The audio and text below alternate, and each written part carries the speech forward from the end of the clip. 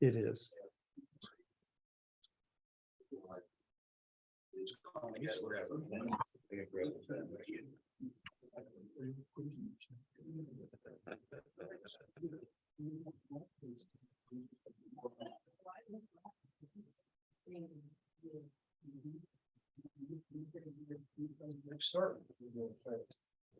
Oh, a little sore this morning. It was a madhouse up there yesterday. There's a lot of work going on. Just to put it. Yeah, and I can talk a little bit that we're gonna have some emergency staff out there this afternoon. Okay, we'll call to order the emergency meeting of the Los Osos Community Services District Board of Directors. Will you join me with a flag salute, please?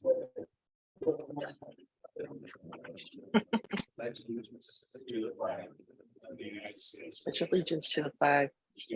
States of America, and to the republic for which it stands, one nation, under God, indivisible, with liberty and justice for all. Okay, thank you everyone for being here. Could we have a roll call, please? Director Fourcroy, I'm here. Director Gatchell, Here. Director Womack, Present. Vice President Oholsky, Present. President Sesenia. I'm here. So our first action item, agenda item 2A, would be a vote to allow an emergency meeting to happen, and we need, I think, a 4/5 vote. So I would entertain a motion for. I'll move it. I'll move to allow the emergency meeting of the LOSC to Steve at the current time. I'll second the motion. Okay, we have a first and a second. We just need a voice vote on this, I believe. So all in Jeff, favor? do I have to take public comment on this? Probably need public comment on. Oh, okay. True. Okay, public comment on item 2A. If you'd like to make a public comment on item 2A, which is us being able to call an emergency meeting, please raise your hand if you're online, *9 if you're on your phone, or come up to the podium. We have one, at least one here in the room. Go ahead. And I do have one online whenever you'd like me to do that. Okay. Hi, Becky McFarland, Los Osos. It was good to see some CSD members out there helping to shovel and things yesterday. I didn't show up till yesterday afternoon, but I'm just wondering why there's wasn't like a OES incident commander or something for what's going on there. You all may know more than I do, but there's not one person in charge, and people are showing up and asking what they can do. So I'm just wondering what happened there and how we could better get information out to our town. Thank you. Thank you. And do we have one online comment? They actually lowered their hand. Okay. With that, we'll go on to the vote for action item 2A. All in favor of the calling of emergency meeting, say aye. Aye. I think we need a vote. Okay, and now. Just a second, Jeff, did you? Chuck, I need to do a roll call vote because we have a director remote. Yes, that's what I was saying. Okay. So Vice President Oholsky, Yes. Director Fourcroy, Yes. Director Gatchell, Yes. Director Womack, Yes. President Sesenia. Yes. Okay, the next action item is a vote to allow Director Womack to participate from a remote location. And so I guess we'll need public comment on that. Yes, and then just a brief explanation. There's a new state law that just went into effect January 1st that allows a remote participation to a director as long as there's a majority, in this case, 3 in the room, and it has to be for just cause, which Director Womack has submitted a notification to us requesting that. Before we go to public comment, Chuck, I'll make the motion though. Okay. Good. And a second? I'll second. I like that. Yes, Troy's turn. Okay, now So we'll go to that public was comment. Troy, Laura. Thank you. We'll go to public comment for action item 2A, 2B. If you'd like, and Ron, can you please change the PowerPoint presentation? If you'd like to make a public comment on Director Womack being able to participate remotely, please raise your hand if you're online, and if you're in the boardroom, please come up to the podium. No public comment online. Okay, with that, we'll go to a vote again. Vice President Olszewski, Yes. Director Gatchell, Yes. Director Forkroy, Yes. Director Womack, Yes, President Sesenia. Yes. Okay, action item 2C, adopt resolution 2023-03 to approve raising the general manager's spending authority for emergency public works contracting. So we have a presentation. I don't really have a presentation. I do apologize. This was a meeting that we had called last night, and I spent the morning really on the phone and barely got the resolution out. So I apologize for not having more information. Basically, per our procurement policy, which we adopted recently, using public contracting code, we have the opportunity in an emergency to allow a designated person, in this case, we're recommending the general manager or my designee, to go out and procure services and contract for emergency services during the emergency. It became evident Tuesday morning that as we brought in resources to help with the recovery, plus deal with the basin issues that we're having, we were going to quickly exceed the dollar amount that I could are authorized to spend. And therefore, that's why we did call this meeting, so we could adopt per the government code a resolution stating that. And there are things, if you read through the resolution, there's reporting requirements that I'm required to bring back to the board so that we go back to normal bidding processes as soon as possible. But this is a stopgap measure to proceed with the work we're trying to do, especially to get done prior to the storm starting Saturday.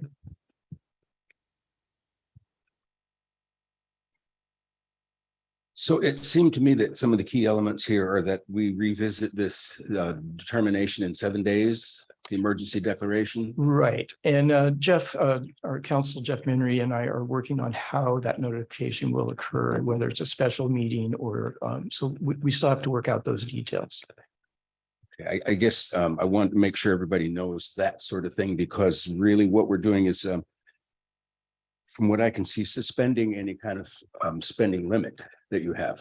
And so we're going to do what it takes Exactly. to get through this situation. Exactly. And there's full accountability. You know, we have a contractor out at the site right now, and he's actually there. His firm has been actually supplying assistance down in the neighborhood as well. The skip loader, dump truck, everything you're seeing there down there in the mud removal is being done by that contractor. He's also qualified to do repairs in the basin. Once we get to that point, we're working with a geotechnical firm, an engineering firm, to establish ways to fix the hole in the basin. And we're also working on temporary fix, like I said, to make sure water does not flow back down to Vista de Oro starting whenever the storm starts Friday night, Saturday. So that's where we're going to start exceeding my limit. Okay, yeah, I just wanted to highlight a couple of the key points there. So any other questions or comments from the board about this? Could I hear a little more detail about what's the going on up there? You know, we're going to get into that during the presentation. Yeah. Oh, Yeah, okay. yeah, I we'll thought get there that. was a presentation. Yeah, Okay, we'll I get will into that a wait. little bit more. That was my question too. So we're gonna get into what's happened. Yeah, and I have some pictures that'll help explain what we're doing. Okay, and the question I had for you yesterday was, so the drainage basins that we're talking about up and those are our drainage basins. Our the CSD. responsibility is. Okay, so the county built them, but they're our responsibility. Right, and I'm having conversations with them about that right now. I just want to make sure the rest of the board understood that. And we would have to come back within 7 days if we need to extend it. I don't know, Jeff, if you can weigh in on that. This is the first time we've used this. Yeah. And the language is a little confusing about 7 days, 14 days, unless you have a meeting, et cetera. So we're going to have to sort that out Okay. on exactly how that's going to work in the notification. See this one in 7 days with another storm approach. Right. You know, and we'll get into a little more detail on the fix, but that is, we're trying to expedite that as quickly as possible. And that's gonna be very expensive. Okay, if there are no other board questions or comments, we will go to public comment on action item 2C, the adoption of the resolution. If you'd like to make a public comment about the resolution and you're online, please raise your hand or star 9 if you're on your phone. And if you're in the boardroom, please come up to the podium. There's no public comment online. Okay, with that, we will move to a voice vote, Roll call. I need a motion first. a motion. Well, So I'll do a motion of adopt resolution 2023-03 to approve raising general manager spending authority for emergency public works contract. I'll second that motion. For the voice vote, Director Gatchell. Don't we need it's a resolution. but what more than a voice vote do we need? You need a roll. Oh, we needed individual vote. I thought She's doing. Oh, I do. Director Gatchell, Yes. Director Forkroy, Yes. Director Womack, Yes. Vice President Ohilsky, yes. President Sesenia. Yes. Okay, with that, we'll move on to the presentation and hopefully share the kind of information that people need to know right now, because Great. Here, I'm gonna turn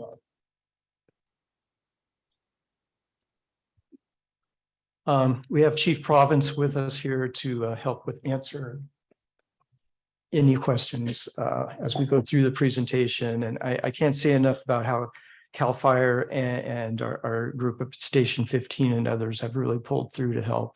And we'll try to answer Becky's questions about who's in charge and how that's working, because that's complicated as well.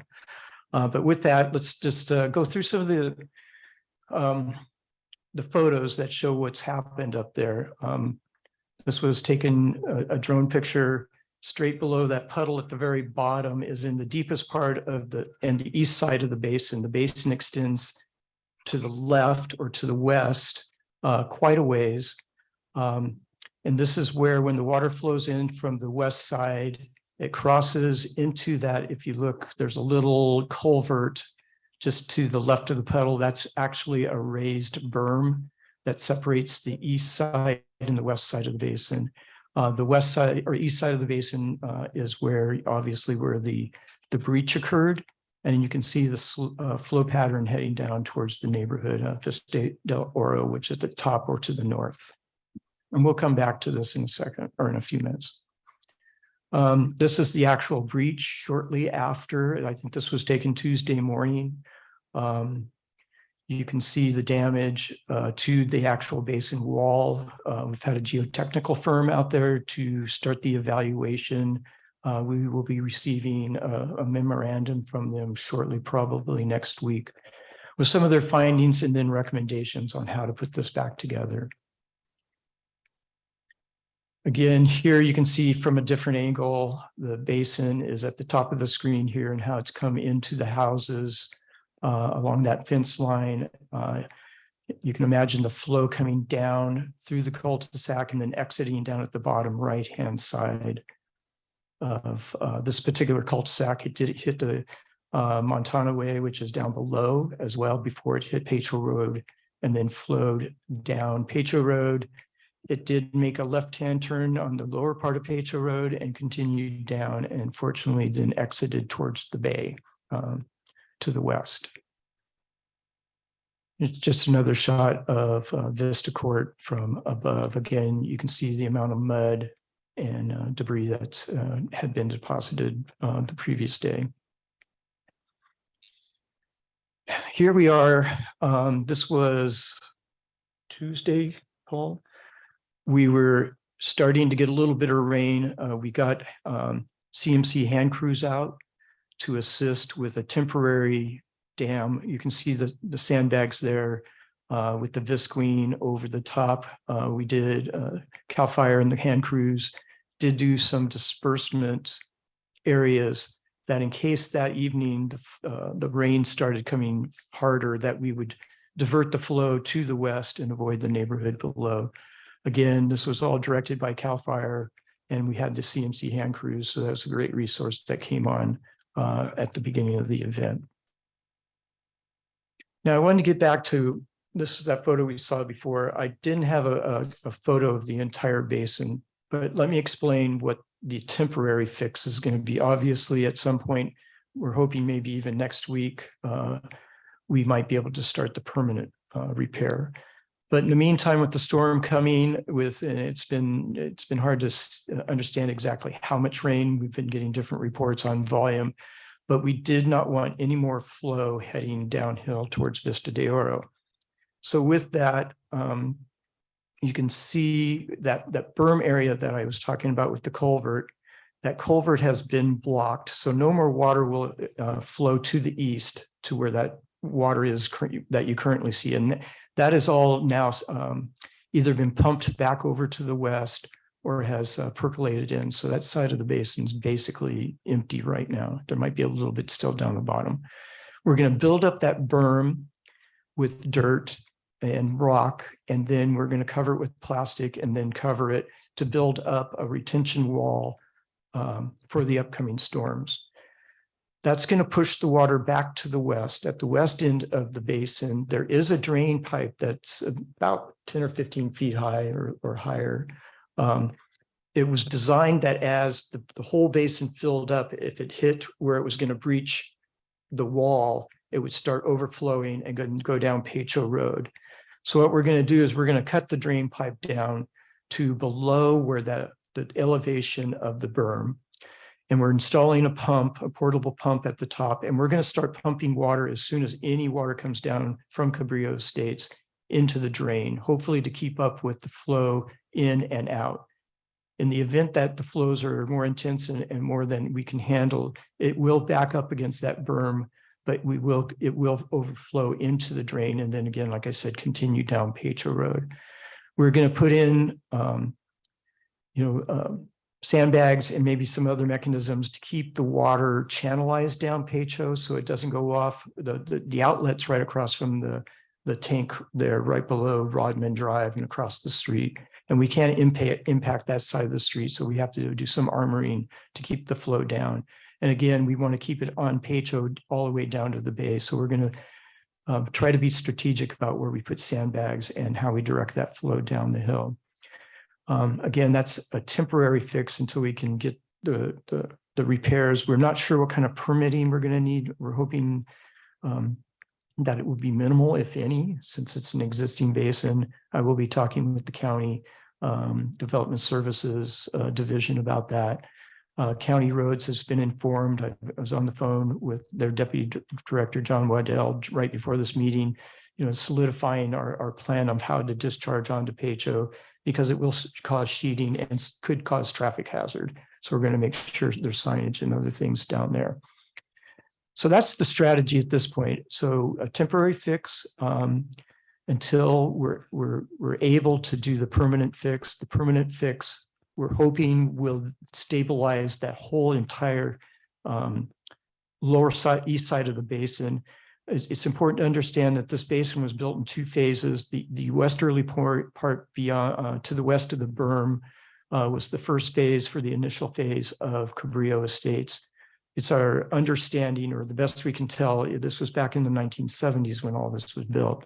The eastern side was built later, and that it's deeper than the rest of the basin. I guess it was designed to anticipate more flows from as that development or subdivision was built out. So we're not sure how stable that whole side of the basin is, and so in our repair, we're gonna look to make sure that's reconstructed in a way to make it stable going into the future. So with that, I can answer any questions. I could, just for perspective, can you give us an idea of the dimensions and the depth? I would say that from west to east, it's probably about 200 yards.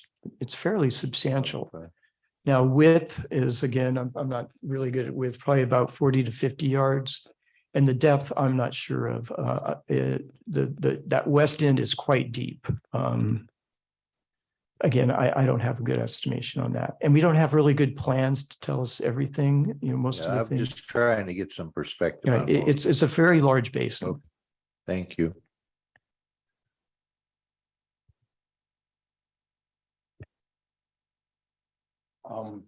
What else do you have planned? Where do we go from here? Okay. For the neighborhood, now that Okay, we understand. Good segue. I wanted to kind of recap and have Chief Province help me here of the actions that we've done to date, and then where we're hoping to move to. Again, I can't say enough about the CAL FIRE crews. They've been active out there since Monday. But their involvement since we're into recovery will start minimizing through this week, and really by the weekend will be over essentially. We brought in front loaders and a dump truck. We've had that there since Tuesday. Of course, people that were up there on Tuesday were an incredible effort by the community. 100+ people out there shoveling dirt. The front loaders could barely keep up with the volume of stuff that was coming out of there. That was amazing. We were able to get the porta potties established, not only for the workers, but people that on that street that were impacted if they need to use a bathroom. I had 3 40-yard roll-offs delivered. We had 2 up on Vista Court and 1 down on Montana Way. And we've been rotating as they fill. Mission Country Disposal has been very good about making sure they've fit this into their schedule, which is very, very busy. As you can understand, the whole county is in need of these types of containers, but they've made sure that we've had enough and that they're servicing those regularly. And finally, we had the California Conservation Corps on site since Wednesday, and they will be there through Friday. And again, they've been a tremendous help to supplement the volunteer actions that we've had. I'd like for Chief to jump in here and explain what CAL FIRE has done and their perspective on how recovery is going up there. So essentially at 4:45 on Monday, we received a call for buildings flooding and some potential for some entrapment. Listening to the sheriff's office radio in my vehicle, I heard that there was multiple victims trapped, multiple buildings flooded. We upgraded the response. As we approached on transitioning from Los Osos Valley Road to Pecho, we encountered a wall of water coming down Pecho Valley with barbecues and lawn furniture and things of that nature. We split the crew, blocked off the road to try to prevent any traffic from Los Osos Valley Road continuing to come up. I broke off, tried to clear any storm drains to relieve some of the pressure of the water coming down. My initial crews got on scene. They found a lot of folks in the neighborhoods trying to evacuate, trying to get out of the way of the water. Large volume of water coming into the neighborhood.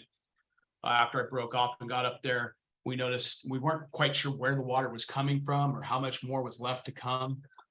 We did notice a fence looked like it was charged with water. And so we went from, hey, asking people to leave to everybody out, including my personnel and the sheriff's personnel, just for immediate life threat. And so the sheriff's office ordered everybody to go to Ralph's as a collection point until we could determine what an evacuation center, what the extent of what was going on up there. We were able to determine that there's nobody trapped in the buildings, thankfully. We didn't have any reports of injuries from anybody that was on site. So we didn't treat anybody for injuries, and we did not perform any rescues. Once we determined that the situation became static and that the water wasn't going to come any more than what had already come, we started to relax the evacuation that was going on. This discussion of the sheriff's office only allowed people that lived in that area into that area. So if you didn't need to be there, that you weren't there. They informed me that they established through the county EOC an evacuation center and at the Salvation Army in Morro Bay. And that kind of took us to that evening as there was no emergency need for the fire department. We still had our calls that we needed to run. I released the use of the urban search and rescue response that I requested and the additional engine companies that I requested. I released them back into service so they could go and handle other calls. And then I released our companies back into service so they could handle any new 911 calls that were coming in. As all the incidents in the county were occurring, we were performing multiple rescues and multiple flooding calls and all that. Obviously, we were fairly strapped for resources. So freeing up resources to take new 911 calls was pretty important, high priority. Took us to Tuesday morning. We came back out, did a little bit of damage assessment, met with Ron, and came up with a plan on getting some facilities and some equipment out there, because obviously that place, all that material needed a place to go. I think to date, we've moved, the community's moved about 160 yards of sand that came off that hill. And I think that's probably a small number. I think it's probably getting closer to 200 yards, which is an amazing amount of material to be moved by folks just pitching in and helping out. So definitely a testament to the community. I requested 3 CAL FIRE hand crews to be mission tasked. It's a little bit different when we're in this type of scenario. Typically our hand crews are designated for firefighting, but they are also trained in flood control. And so it's just a little bit different ordering process, but I was able to order 3 crews, and we had about 45 inmates from the Western Conservation Camp out of CMC come out. And the repairer, you saw the guy holding the pipe in one of the slides. That is just meant to give the water somewhere to go in a more controlled fashion. It's not meant to stop the water. And then these are known as water bars that we put in, and that's meant to kind of disperse the water so we don't have a concentrated flow going back down towards the houses. As we were working on Tuesday, there was a pretty significant downpour that occurred.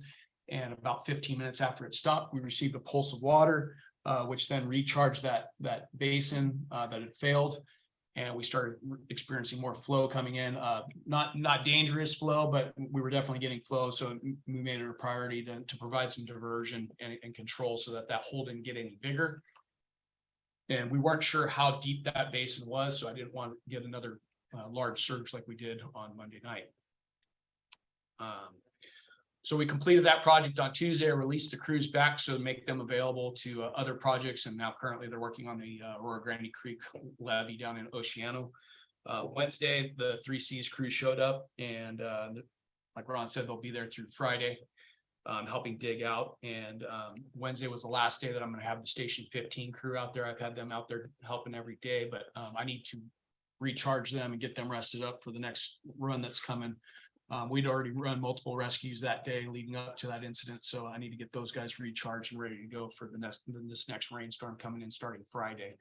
As far as the CAL FIRE and County Fire presence, myself and Chief Rob Jenkins will still be in the area and still assisting the district and the county with whatever they need and any messaging that needs to get out there.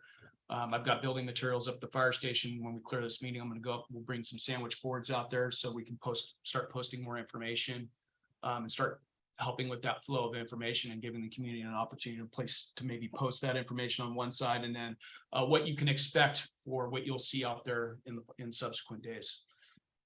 And that's it in my report. Supervisor Gibson, this might be a great opportunity for you to chime in. Yeah, thank you, Ron.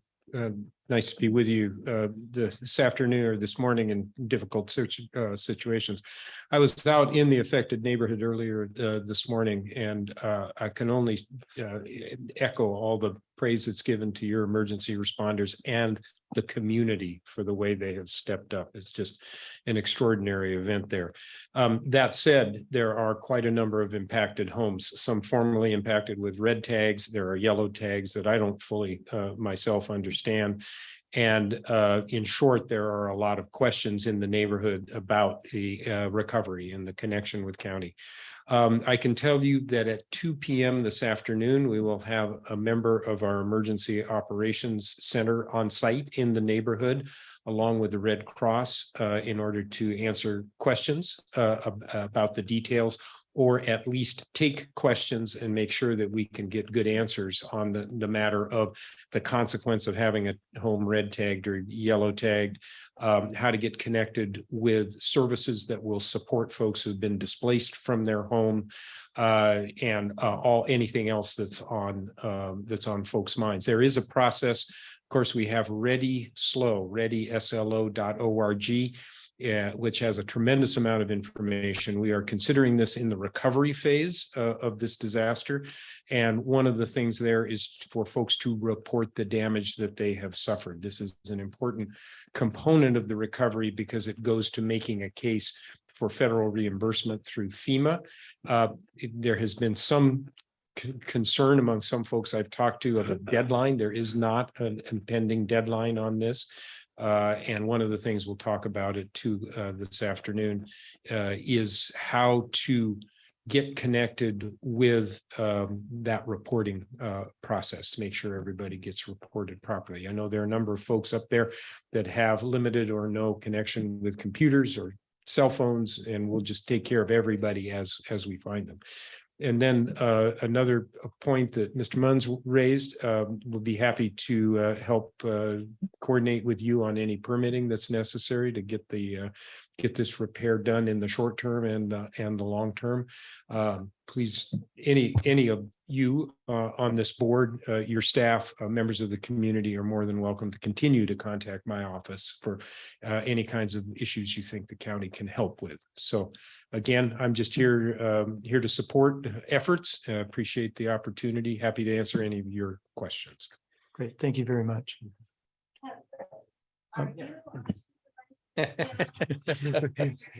The question, am I your supervisor? The short answer is yes.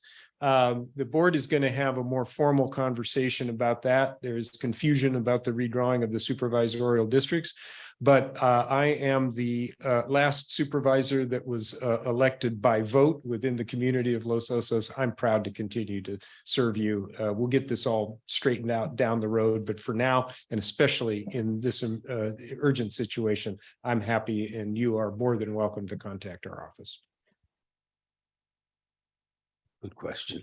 Thank you, Bruce. Thank you.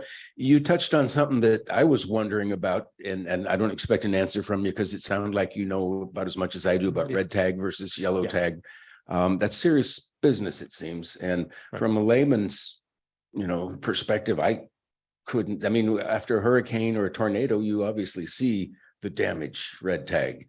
But I don't know what those evaluations are like now. And we'll get that more understood when we hit the pavement this afternoon. Right. Folks are removing materials from their house. No one has suggested that any of those structures are in imminent danger of collapse. I defer to Chief Provence as to whether there is some indication of that. I know folks are, certainly there are residences there that are not fit for human habitation in the short or the long term, like staying overnight. And the consequence of that, of course, is quite a number of displaced individuals. We're gonna work on that to see what kinds of resources. That's why I asked our EOC people to bring the Red Cross in, because they are, of course, experts in that kind of support. This is a little bit of a piece it together, build the airplane as we fly it. Given the fact that these resources are needed all over the county, there are a number of places where folks are in a bit urgent situation, but we'll make sure that resources are made available to this community as necessary. Yeah, thank you. So far, so good. I mean, it's a bad situation, but like you said, the loaders are having trouble keeping up with the wheelbarrows at a certain point. That's a remarkable measure. That's a measure of that community's response that you should all be proud of. I can speak to the red and yellow tags a little bit. Essentially with the red tags, the building, there's some sort of safety issue with the building, whether it's electrical, gas, or in most of those red tags mention a black mold, potential for black mold is mentioned. It takes a few days for that to set in, but the ones that are red tagged, essentially those building officials probably determine that there's enough force that was delivered to the building that the electrical system may be damaged, or the gas system may be damaged in there. And so as far as turning on the utilities, it could pose an immediate threat to life. And then obviously the mold as it starts to grow could become problematic. The yellow tags are more like if things don't happen, it could progress into a red tag. They may have noticed something that was specific, probably mostly water damage and the potential for some of that black mold issue being down the road. So the red ones are meant for, we're not really supposed to be in there, but we've Right. determined that the structural stability of them, we're not worried about folks going in there and the house falling down on them. But as far as heating up the electrical. Utilities, yeah. Yep. I was advising hoping against it was something like that and then Yeah. not foundations that are cracked and torn apart, because maybe you could deal with those other And things. some of those things we can't see due to, when they Sure. came out, they can't see due to the amount of material that was there. So they may have made the determinations that it's just better to be on the safe side. Thank you. Anything else from the board? Yeah, I have maybe just one thing to add. I appreciate all the response. Obviously, I toured up there this afternoon or this morning. What I want to just comment on is as we put in these temporary systems and we're hoping that they're very temporary. But we don't have necessarily control over how short temporary is. So I want to make sure that we're looking at the whole picture when we're doing temporary repairs and make sure that we're now going to divert water in a completely different spot. And that's going to have its own flow path. We saw most of that the other day, but I really want to make sure that we're working with county roads to make sure we're turning in Petro Valley Road into a drainage canal, basically. And we need to be aware of where we're sending that water and just start thinking about temporary, yes, but we're going to be fighting for materials and resources with the entire county, the entire state of California at this point. And temporary could turn into a little bit longer than any of us wants. And I just want us to kind of let that sink in a little bit. And as we're doing these things, think a little more permanency than just getting through this weekend, maybe. I know that's what's immediately in front of us, but I'm just pulling back a little bit and thinking of down the line in 7 days when we reconvene potentially to authorize additional spending. But that's what I saw. And that was part of what I was thinking about.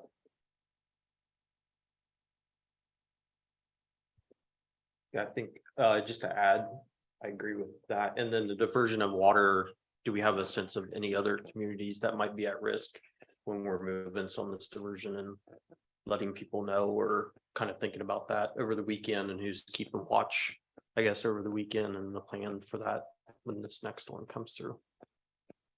I can speak to that, and I do appreciate what Matt said regarding consequences, unintended consequences of downstream. The wall of water that came through was I can't even estimate the quantity or the volume, but it was definitely, it gave us an indication of the path. Mhm. But as I was discussing with Matt before the meeting, there are potential places with the constant flow that might be unintendedly impacted. So we'll look at, armoring those with sandbags. So I agree there. As far as monitoring, I've got to get with my staff this afternoon because all of this is going to take continual monitoring. How we're going to do that right now with who we have, that's how we're still to be determined, but that will definitely be including myself on watch over the weekend. Is that something where we potentially could partner with? Is there any resources at the county or anything else that could help us get through that? Because we have a limited staff and we can't keep people working continuously for a week on end or something like that. Go ahead. We'd be happy to investigate that. County workers are designated as disaster service workers, and we deployed them on a variety of things. I would think the proper channel would be for communication to our emergency operations center if your district needs support, and I certainly will advocate on your behalf for any resources that you think you need. I appreciate that. I've had a couple of conversations with John Waddell, Deputy Director over Roads and Transportation, and he's indicated because of the how large this event has been, they're pretty stretched. But that said, any assistance, we have 5 crew members, and we'll see how we can stretch them out. 5 crew members and 5 board members. So. Yeah, well, that makes 10, so there you go. And plus me, I'm pretty free this weekend. The other thing you might be interested in, I'd be happy to, you have your own liaison with your other special districts. You have, Cayuga San and Cambria, I know, has a particular mutual aid relationship with San Simeon CSD. So, again, any help that I can provide in communication on that would be fine. Appreciate that. I had a question. Go ahead. So if people are coming out there to help, just volunteers, one of the things that you said who do they go out there? They just go out there and, I mean, is there somebody they should contact when they come out there, or how? I don't want to say how does the power tower work, but who do they talk to? That's been the probably more difficult. I can say with Battalion Chief Jenkins and Paul out there, they've been directing people with the California Conservation Corps out there.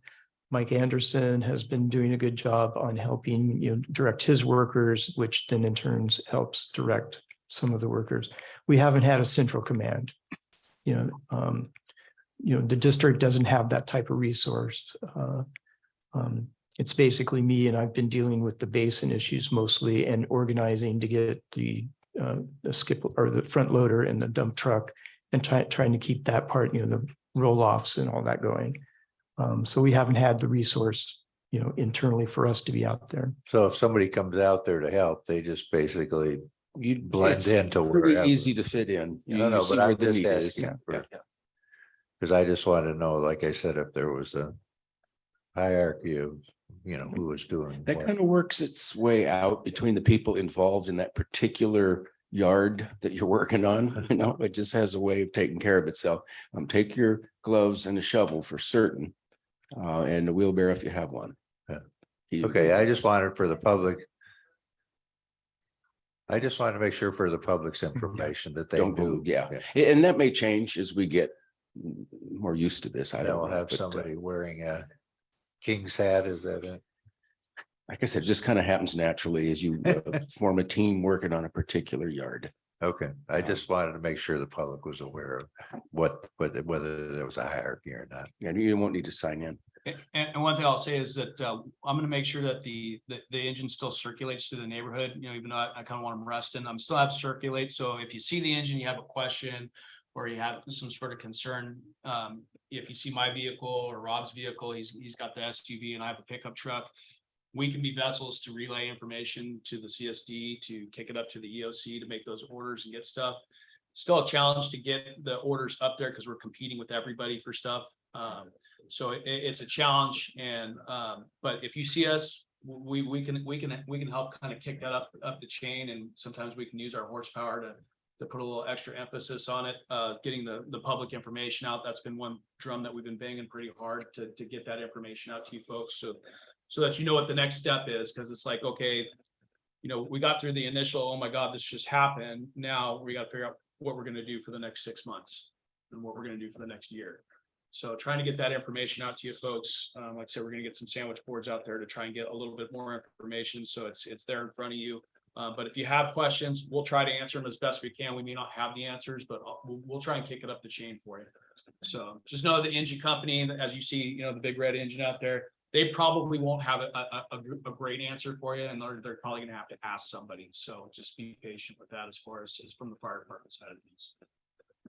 So as well as these sandwich boards, can we have this information relayed to Laura and get on the CSD website? Would that make sense? We are coordinating that. Okay, good. We're going to turn. We'll get there, we'll- Becky. Okay, but they can tell you what they need. Okay, it's board discussion right now. Okay, if that's, Another question. yes. Okay, so I mean, obviously, we need to do what we can to save lives and homes and make things safe. But a little bit, I'm curious, ballpark, what do we think we're going to be spending? I know we're going over the limit, but how much over the limit? That's a tough one right now. I can ballpark estimate that the repair to that hole will probably be about $1 million. Oh. All right. And That's that not what doesn't I count hear. the temporary repair, which will probably run between 100 and 150,000. Right, and then we'd be hoping to get reimbursement from whomever. We certainly hope so. Okay, all right. Yeah, and that's where the county is really going to be instrumental in helping there. Okay, wow. All right. Yes, please do. I do know that both congressional representatives, Congressman Panetta, Congressman Carbajal are both interested in touring the area. Of course, they're choosing Saturday because they like to see the rain in progress, I get, but I'm sure they will be strong advocates to make sure we get connected with FEMA reimbursement. The county as a whole, as part of the disaster declaration, is working toward that. It's got a certain level of bureaucracy, but again, that's your elected officials are all advocating in the same direction on that. Thank you. Does that get, Bruce, does that get parsed out, like you're, as the county as a whole, and you need to get to a point where FEMA can kick in, is how I'm understanding that. Is that like every agency needs to prove that individually, or is it just the geographical area? I shouldn't speak with a definitive voice on that right now, but my recollection from previous storm damage is that, first of all, we need a county-wide assessment of all jurisdictions within the county's damage. There's a separate matter, I do believe it's separate, of private property damage that has to reach a certain level before other FEMA response programs kick in. Again, I defer to experts on that to know it, but once we do get a countywide assessment, since we are under a countywide declaration of that state and federal level disaster, and we did get added to the federal disaster declaration, we should have a line, and all jurisdictions should have a line to get their impacts mitigated. Yeah, well, unfortunately, we're all gonna become experts about this, so. Yeah. Okay, thank you for your. Oh, well, I have a question. Wait, when you say mitigated, is that, Well, reimbursed is what I meant. would we be fully reimbursed or reimbursed at a certain percentage, or I don't know how it works either. Yeah, that's a detail to be worked out. Okay, Yeah, rainy day reserves on hand right now, and we'll look into the rest. But we're going to learn a lot. And sometimes just to set expectations properly, sometimes that takes some time to get to happen. And that's just the nature of the beast here. so when you say sometime, like ballpark, is that months, years? Some instances it's been years, but it should be faster than that. Okay, thanks. Thank you, Bruce. Okay, if we have no more questions from the board, then we'll go to public comment and questions. And the way we'd like to work this is everyone come up, give us your questions and comments. We won't necessarily answer them right then. We're going to go through everyone who has questions, and then we'll answer at the end as best we can. And If you'd like, yeah. If you'd like to make a public comment and you are online, please raise your hand or dial *9 if you're on your phone. And if you're in the boardroom, please come up to the podium and we will do members in the boardroom first. Go ahead. Hi, Julie Quillen. I'm at 238 Vista Court. Sorry, I have notes because I'm really tight and I live in my driveway right now. Okay, it is my understanding we are already allowed occupancy unless it's red tagged because we were let back in after the evacuation. And we have not been told not to go in our house.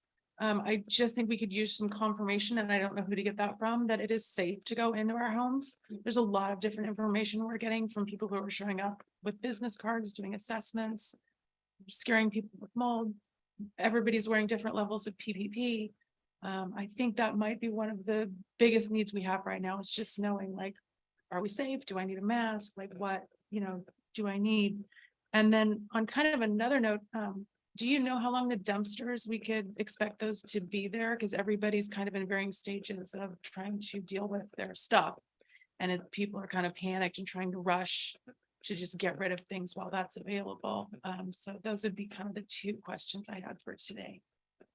And I'd like to thank the community and everybody for showing up. And once again, sorry, very tired. So thanks. Thank you. Anything else?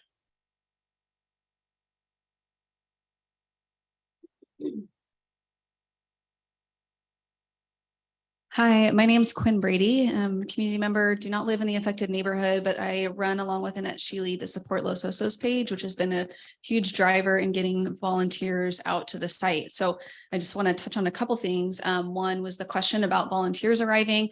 I think it's been a really beautiful testament to the community care that exists in Los Osos, that people are doing it just completely grassroots, showing up and jumping in. And there really isn't a leader or a specific point of contact out there. We're all working together, taking turns, helping drive people out there. And so we continue to encourage the community to come and support in that way.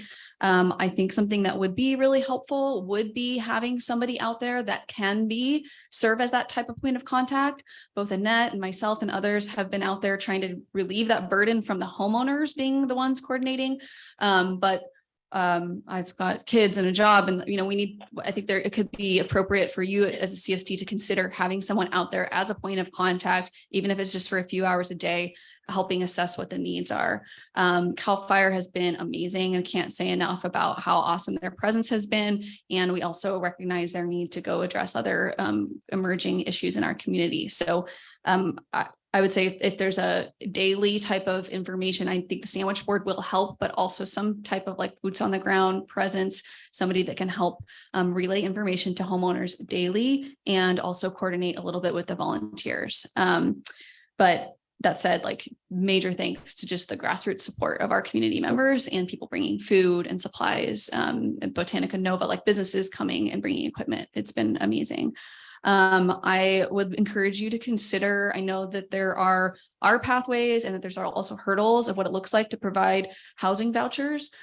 So many of our neighbors are hosting people that have been displaced, but that is a temporary fix and people are going to need longer term solutions. So just encourage the CSD to talk with the county. Obviously, we don't have FEMA funding right now, but what is possible? That's something I'd love to see explored. Also, I just want to remind all of us, because we start to get into emergency mode and we talk about people as homeowners or these houses, and these are homes and these are humans that are affected, and they're going through every belonging and putting almost every belonging in garbage cans. And I don't know what that feels like. And I don't think any of us can, but they do. And so I want to continue to turn to these humans who are deeply affected and make sure that we're asking them what they need. And I think our Los Osos community can do a lot. I know that you're only a few people and you can't do everything, but if we can maximize together, I think we'll really be able to support the needs that they have. So thanks for gathering. Thanks for the support you are giving. And I hope that we can continue really providing information. As was mentioned, misinformation spreads fast. So clear information is helpful. Thank you.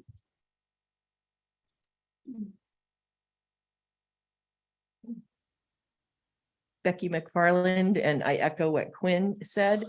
And when I stood up and mentioned, we have friends and neighbors that live in this neighborhood.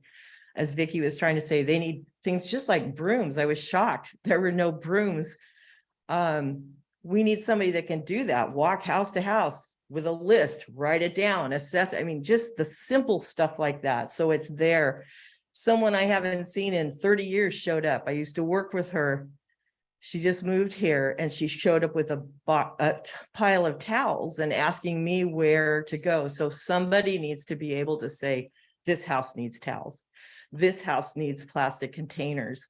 This house needs packing stuff. You know, Phyllis, the little old lady taking wet boxes of like heirloom glassware and going through it and nothing to wash it in. That's what people need. Vicky, is there anything else? People are showing up with the humidifiers. I brought some big fans. That stuff is needed now. And who's going to do that? They need counseling. I mean, some of these people are they're like, stop, don't take the, because it's not coordinated. So please find somebody to do that and be out there to hug these people because it's tough.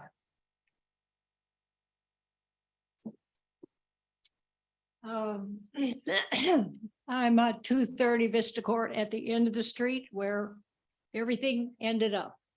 I'm yellow tagged, I'm lucky, I can get in. My neighbor is not, she's red tagged, she lost everything. Just like she said, I don't know what to save, I don't know what to get rid of. I've got people helping me, and as they come through, they're kind of like, get rid of it, get rid of it. And you're going, wait a minute, can't that be saved and salvaged? She's right. We need somebody that can coordinate. We've been buying boxes. We probably bought 200 boxes already. Tape, geez, bubble wrap, garbage cans. We're buying it all ourselves. And I'm wondering, is this going to come back on us? Because I don't know where my budget's going to go on something like this. Is this going to come soon that we'll hear from FEMA or whoever it's going to be? Somebody needs to make a step here. I'm lucky I have a place that I'm staying and I'm okay. I'm using one half of that house for my storage, so I don't have to pay for storage. Somebody needs to figure out how this works for us. Like I said, I'm at that very end of the street where it all ended up in a drainage, which we've been worried about for 3 years now because it's like this big. County said it's fine, it's fine. And as we watched the water, as I'm sitting on my couch coming in, I thought, well, that drain didn't work. So figure out how to do this and help us. We need it.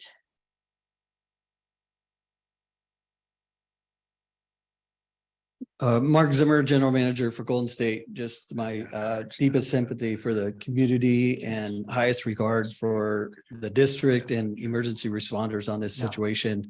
Just want to offer our resources. I know you mentioned you have a staff of 5.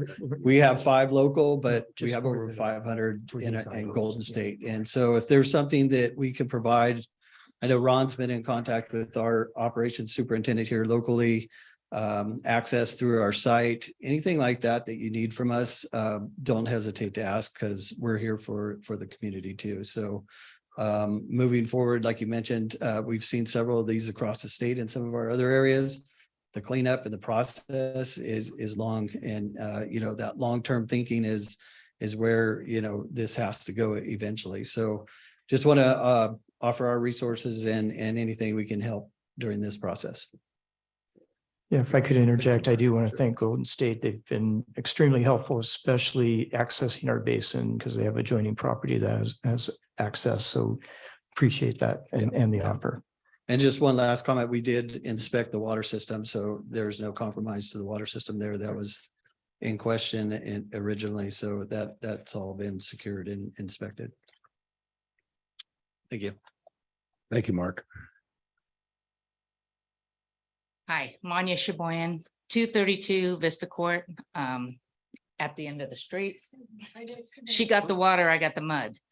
About 1.5 feet throughout the house, red tagged. Devastating. Our fireplace and our chairs were halfway down the street. And while we drove by and I'm like, oh, that's one of our chairs. Oh, that's one of our chairs. So actually my brother's house, he's disabled.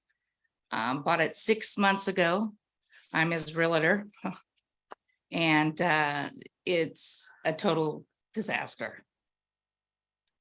Just so you guys can put a face with this, it's horrible.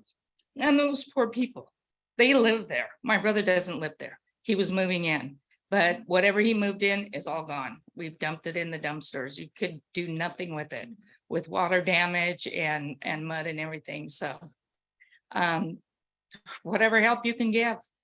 But I do want to say, I live in San Luis Obispo. This community is amazing. The people that have come out there and just said, I got a shovel. Where do you want me? And you just, can you dig this out for me? Sure. I've left 2 days at 4:30 and there's still people digging in my yard, trying to get the sand and dirt out. So amazing community. Thank you, CAL FIRE. You guys have been a huge help lifting and doing that kind of stuff. But these people need help. We all do. But I'm the red tag. You just got water. I got the mud. But yeah, I went right through the thing that I ended up with all of Phyllis's pictures and her mementos and her husband's degree from college in our master bedroom in our house. We saw it and we're like, oh, that last name is up the street. So we took her all her pictures and she just broke down and cried. Then you're gonna make me do it again. There she is. There she is. But they all ended up in our house and in our backyard because we were the end of the line. And it broke through our fence and it blew out our doors. And so, yeah, so please, they need the help there. If whatever you guys can do, it's devastating. I think I saw you out there yesterday. Yes. Thank you. Thank you. My back knows it. Is today. this, hey, my calves, I have to push it up a deal. It's bad, but whatever you guys can do, I mean, it's restored my hope in humanity with the people that have come out. So, thank you. Thank you. I have only one ask. I was the epicenter. Front to back. They're through. I have been told through murmurings that there are going to be fun houses tonight with kids that might be in there to do damage. Is there any possibility that there would be a police presence? Yeah. Because Is there any, I'm right on Osos Valley. My fence is gone. Hers is gone. Our houses are, and when we leave at the end of the day, is anybody just kind of keeping an eye on the neighborhood? Because you can't get everything out in one day. My garage doors are gone. Yeah, I'm open to the world. yeah, same here. The sheriff has been coming around a couple of times a night because I'm sleeping in my driveway, so I peek out. So they have been coming around a couple times a night. So we felt pretty good about that. Yeah, I mean, it's not full time, but yeah, there's been good, good. Fun houses. Yeah. Is there a social media outlet or anything that's been on that we can refer the sheriff's office to? Is that like some word of mouth of that, how that's getting around, so we can maybe have them invest? Me too. Someone mentioned that it happened or that they thought it would happen. Yeah. So I don't know if anyone has any knowledge of did it really happen, or is that just a concern? It's just not the misinformation that starts to swirl with worry and anxiety. It doesn't mean that it didn't, that's certain. I'll forward it up through our side to the sheriff's office. So that way they can throw away all the things I would sit there and say. Happening in my house. Yes, unfortunately, they heard that. Richard, do you have something for us? Richard Margetson, President of People Helping People here in Los Osos. Phyllis is one of our members. She works at the food giveaway on Wednesday mornings. She's rung the bell for me for, I can't imagine how long. I just want to offer People Helping People resources. Ron has my numbers.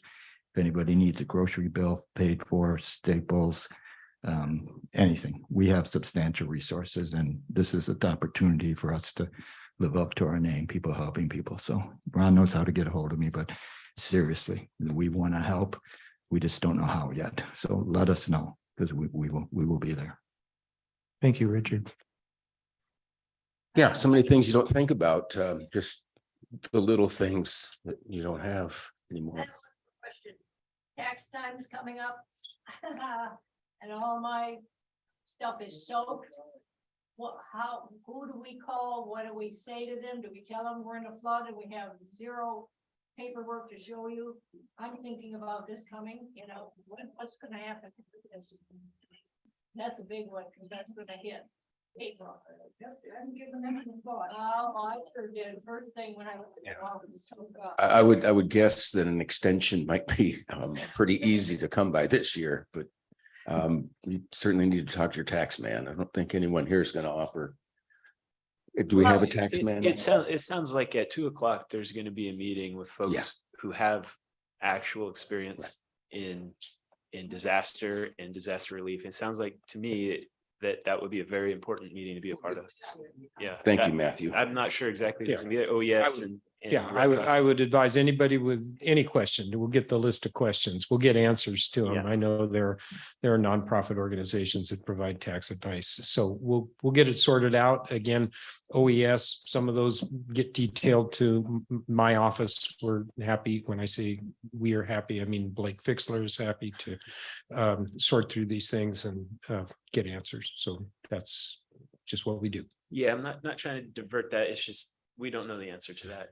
I- But I- there are professionals who do, and And would I call the county and ask them, or would they know? You can certainly call my office. Okay, okay, thank you. And then, Red Cross is a really good resource for disaster recovery. I'm not sure if one of the reps is going to be at this meeting at 2:00, but We understand that. yeah, Red Cross is they're very experienced in disaster recovery, and in my experience, at least on the fire side of things, they're usually have a presence and they're able to provide advice and what to do, what the next steps are. And that's a very valid question that, we definitely experience when we have catastrophic wildfire or something like that. So yeah. and we have Lisa on finance committee. She'd be the first person I would ask. I mean, and she's local. Oh, okay, good. My name is Sue Halverson. I'm a friend of Phyllis. I've heard a lot of discussion about the reservoir, the basin and fixing that, but I haven't heard anything in regards to the homeowners and their reimbursement. I don't even know what Phyllis should be doing. She's got drywall in her house that's soaking wet, and I've lived through toxic mold. I've had the opportunity to throw away all of my possessions.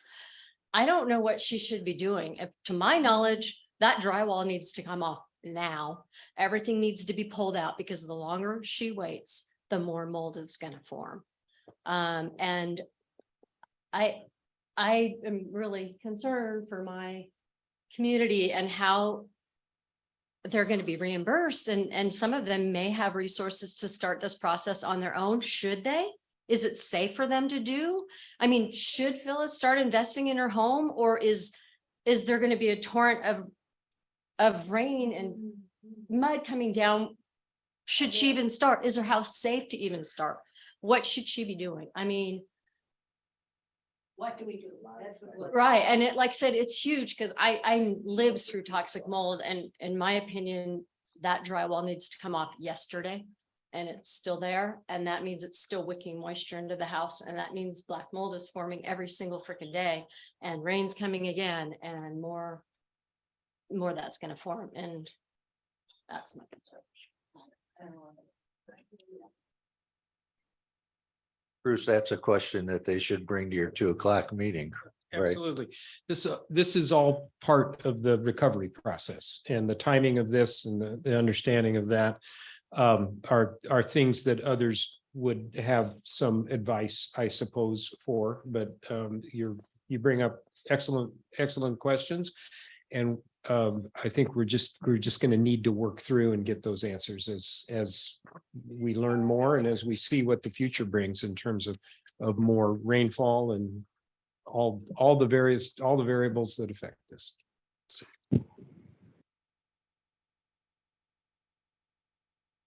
Are we ready for online public comment? Yes. Excuse me, I have a doctor's appointment that you all knew about ahead of time, so I have to leave. I'm sorry. So I can't change this appointment. It was made months ago. Thank you for being here for the votes. Thank you. Yes, All right, online public comment. I will be listening. I don't have your name. Your last two numbers are 62. You just have to unmute yourself. Good It looks like afternoon. you're muted. Oh, thank you. Go ahead. Good afternoon. This is Julie Tacker. And first I want to say I'm heartbroken for the whole community because this is such a tragedy. I do have a question I didn't hear asked by others. The responsibility of the Los Osos CSD, where I know you're in reaction mode, you're doing all you can to repair and recover and do all the things that are certainly necessary. but where is the district's responsibility and its insurance company, and what are they saying? And, you know, does the district have the coverage to help the residents and rebuild? We see this looks like an infrastructure failure, and I'm very interested in how that affects the district. And so that is the reason for my question. And do the homeowners have recourse through the district's insurance?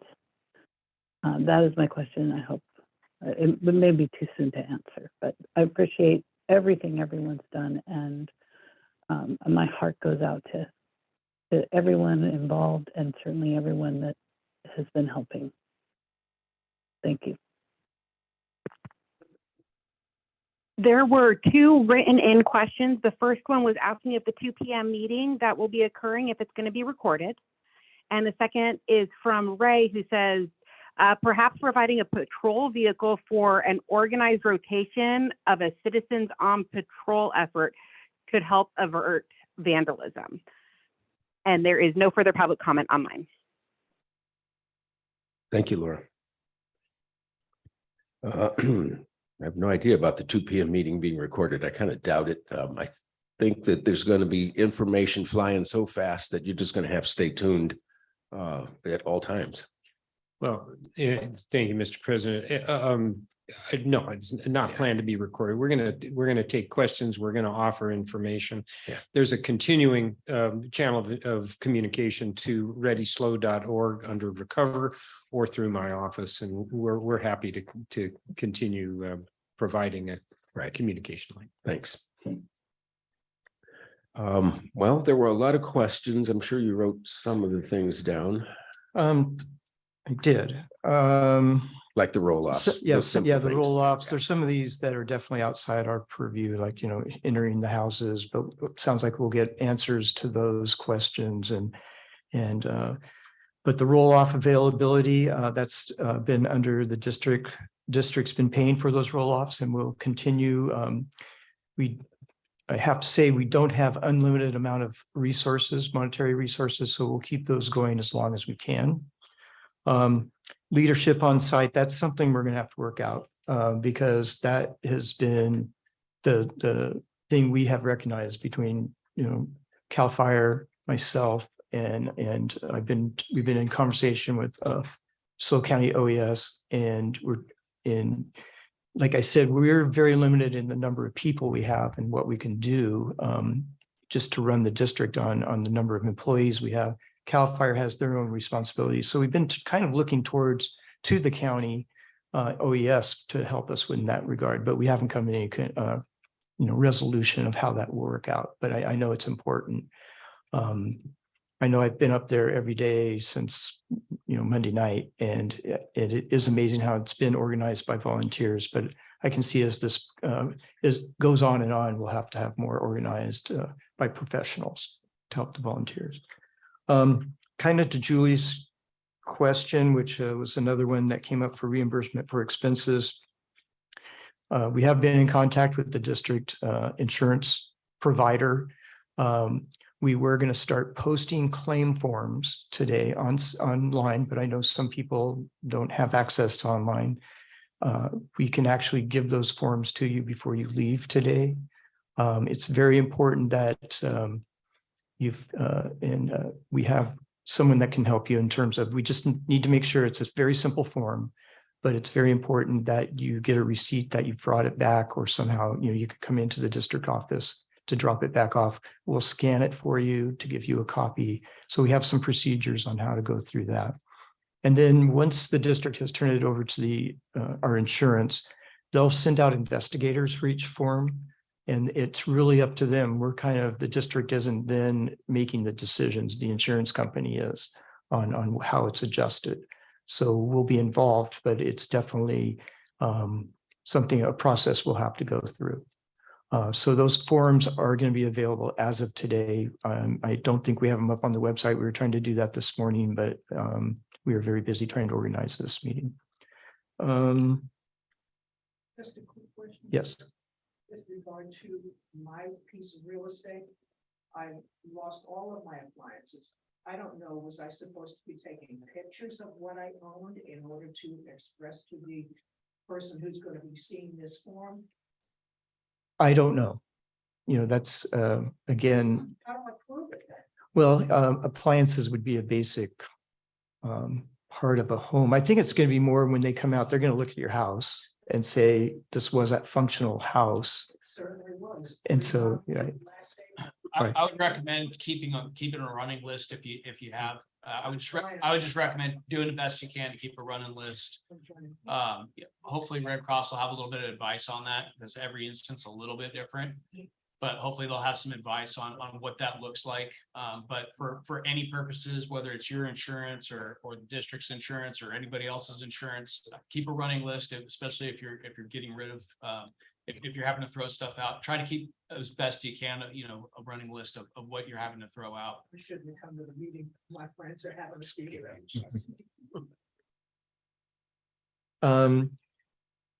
As far as police presence, it sounds like the sheriffs are coming through, but you're going to follow up on that, Paul. I'll follow up through my channels to the EOC to let them know that there's been some reports that there's potentially some parties that are being planned for the neighborhood that are not by the residents and probably not at the hours that the residents want to be participating. So. And as far as Richard's offer for people helping people, please contact me through the office anyway. You can come down and call or email or whatever, and we'll make sure we hook you up with people helping people. The CSD has responsibility for it. So everyone's been told we don't cover flood or water. So what if your people say that, your insurance company? I don't want to be vague on this, but I don't know. I've never been through a natural disaster. I've had to try to run the operation. We're trying to figure this out as we go. I think you've heard that from several different people. I don't have an answer to that type of question. Typically, if let's say the scenario was our insurance company says, no, it's not flood and water, this was a natural disaster, typically homeowners insurance then kicks in. This is just what I've been told. Well, at this point they are, because of the nature of how they're defining it. So it's how the insurance companies define the disaster is what is going to ultimately determine how the insurance company pays. Well, right now we have claim forms available. Yes. And that's the first step in this process. Right. And we don't know the answer to that question. I understand that, but all these people are not rich. How are they supposed to survive now? Do you take your floor up? Do you take your baseboards up? Do you take the wall down? Who pays for that? How does it get done? Nobody knows what to do. And who do you ask? And the quicker you do it, the quicker the mold stops. Well, I'm hoping we're not promoting this 2 o'clock meeting too highly, but these are the people that deal with disasters. Again, the CSD is not a disaster relief agency. We're trying to best manage what we know how to do. And so that's what we're trying to provide. I understand what you're saying. I totally get it, but it's not their fault either. Most of those people didn't even know that was up there. I had 23 years living there. I had no idea there was a levee up there. No warning was ever given to us. We had no warning. And then we had 5 minutes to get your stuff together and get out. I don't know if you have any idea what that was like, but. I'll offer this, from when we have houses that burn down and the advice that we give that homeowner. And obviously the flooding's a little bit different in how that's handled through insurance companies versus fire. But on the fire side of things, are usually our first piece of advice that we give the homeowners is call your agent. And I understand that they're telling you, we're not doing this, but that's the first piece of advice that we give folks. Call your agent and let them say no. And they typically will in a flood scenario. And we tell people to do that before they call a servicing company or any sort of contractor to come out, just because sometimes if you call a certain company out and have them start doing work and they're not on your insurance vendors list, sometimes the insurance won't reimburse you for that. So that's the advice that we give on the fire side of things. Obviously, they've told you no. So, as far as getting a service provider out there, you may potentially have to deal with that on your own temporarily until your claim forms can be addressed. So, getting the claim, the district claim form filled out would be a second step, if you will, after talking to your insurance company. And if I can emphasize, the filling out the slow ready, the county form is super important as well, because we're trying to establish FEMA assistance. So that's the other one that's key. And again, it's a super simple form. It's just really name, address, estimated cost of damage. Well, if your house is worth something, just put a number, what you think. It's not exact.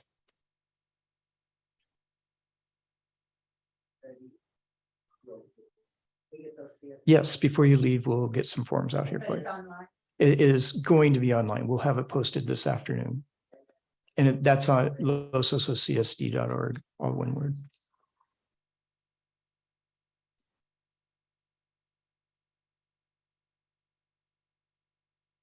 Okay, and then we have the 2 o'clock meeting on site. And hopefully there'll be more answers supplied then. And until then, let's just keep showing up and helping out in any way you can. That it's until you walk that neighborhood, it's hard to imagine. Yeah, it's not going to be a fun house. We do have one formality that we have to take public comments for things not on the agenda. Thank you for Before we reminding adjourn. me of that. Oh, Okay, do we have? I have one more question. Do we Yes. have a list of things that people need, like boxes? Is there any? That's one of the things that came out of this meeting today, I think, is that we need to try and do that. Maybe door to door, just what is the immediate need list, and see if people helping people, Los Osos Cares, anybody's got those kind of resources that.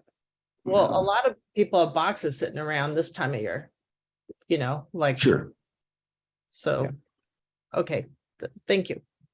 Yes, one quick question too for Paul.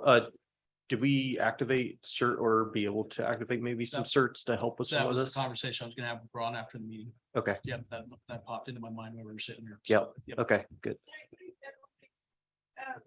If there's any traffic management we could get someone maybe, because it's a zoo of like the bulldozers and the people and residents versus volunteers, and it's kind of a mess. So if anybody knows that chain, that would be super helpful. Yeah, it is chaotic. Very, very heads up. I gotta admit the drivers of the heavy equipment are pretty darn talented. They are moving through there. It's amazing how quick that sand and where do you put that much sand? So at our feral lot. Oh, anyone needs sand? Free sand, yes, yes. I tried to sell it to the H-11. Thanks. I don't know who you're planning on having go to door to door. But I thought I could call Costco, Home Depot, and Miners. I mean, they have those plastic cups that are fairly inexpensive and would probably donate. Because someone just brought a big stack of cardboard boxes up there. But yeah, Garbage bags, it seems like you need big, well, that's what I'm thinking, you construction, Big or garbage big construction bags. Yeah, there's obvious things that I think could be identified without even going door to door. But also, I was gonna say, if you have a cell phone, take pictures of the things that are being thrown away that are worth something. Absolutely. If Photo document. Even if I used to do it, I'd stand on your driveway and take pictures before it goes in the trash can. That's something even a kid can do for you. Right. Yeah. Also, could on the Los Osos sign, it be put up there that shovelers are needed up at Vista Court? Because The community center sign? the one at Van Bearden's. Oh. And is that Rotary that takes Rotary. care of that? Yeah, Rotary. Okay, That might help too. Good suggestions. Mr. President, I have to go. Sure, I have a thank you. meeting I have to get to. Okay, thank you. We've still got a quorum. Okay, so let's get to public comment for items not on the agenda. If you'd like to make a public comment and you're online, please raise your hand. And if you're in the boardroom, please come up to the podium. Becky McFarland again. You know, I guess it was on Tuesday when the rain was really coming down. Pine Street has been really impacted too. And I was showing Chief yesterday, there's a man whose house continually gets flooded from the county basin that's here on Midtown and then goes through that private property. But he had water in his house and in his garage. People were up and down Pine Street trying to do sandbags to keep the water out. And yeah, it's just like people were showing up and helping, but we need a way again, for people to know what's happening. I mean, I'm trying to find out just if Highway 41 was open for my husband, and it took me going through, I don't know how many sites to find that. So we need a little better coordination, and that's not just the CSD. I mean, No, that's the that's- entire county. But yeah, there's people that they don't even know to call and say, my house is flooded. Who's going to help me with this? Because yeah, and I haven't been down on Ash again to see that. But that Midtown site and the water that goes through there is incredible. And then all the way down and, you know, flowing into the bay. I used to live on Ramona there and we'd see it, you know, come out. So anyway, more help is needed. Thank you.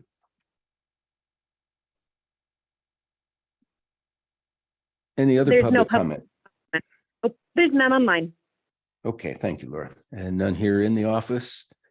You know, that's another location. That's the second time I've seen that spot flood in the 30-some years I've been here. So it doesn't happen very often.